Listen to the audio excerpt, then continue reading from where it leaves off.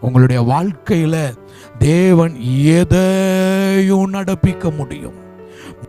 மனிதர்களால் செய்யக்கூடாத காரியங்களை தேவன் செய்ய வல்லவராயிருக்கிறார். உங்கள் பிரச்சனை தேவனுடைய வல்லமைக்கு முன்பாக ஒன்றுமில்லை. உங்களுடைய தோல்வி தேவனுடைய வல்லமைக்கு முன்பாக ஒன்றுமில்லை.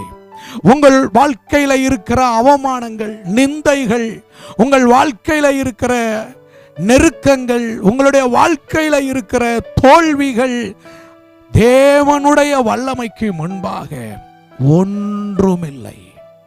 தேவனை இன்றைக்கு விசுவாசியுங்கள். தேவன் சர்வ வல்லமை உள்ளவர். தேவனால் செய்யக்கூடாத காரியம் என்று ஒன்றும் கிடையாது. தேவனால் உங்களுடைய கண்ணீரை துடைக்க முடியும். தேவனால் விழுந்து போன உங்களுடைய வாழ்க்கையை எடுத்து